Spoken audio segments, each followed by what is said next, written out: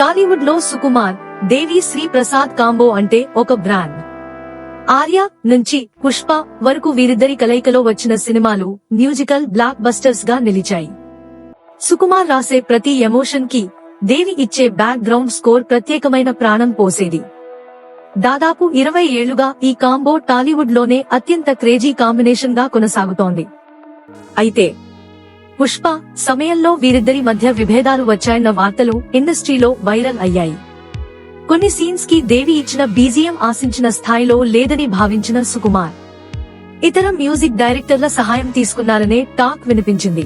ఇప్పుడు రామ్ చరణ్ తో సుకుమార్ చేయబోయే కొత్త సినిమాకు కూడా దేవి కాకుండా వేరే సంగీత దర్శకుడిని తీసుకుంటారనే ప్రచారం జరుగుతోంది. మరోవైపు దేవి శ్రీ ప్రసాద్ ఎల్లమ్మ సినిమాతో హీరోగా మారడం కూడా హాట్ టాపిక్ అయింది. అయితే ఇప్పటివరకు ఈ వార్తలపై ఎలాంటి అధికారిక ప్రకటన రాలేదు. ప్రస్తుతం కథ మాత్రమే ఫైనల్ అయిందని, స్క్రిప్ట్ పూర్తయ్యాకే టెక్నీషియన్స్ ఎంపిక ఉంటుందని సమాచారం. మరి సుకుమార్, దేవి శ్రీ ప్రసాద్ కాంబో మరోసారి మ్యాజిక్ చేస్తుందా, లేక ఈ సక్సెస్ఫుల్ జర్నీకి బ్రేక్ పడుతుందా? అది తెలియాలంటే ఇంకొన్ని రోజులు వేచి చూడాల్సిందే.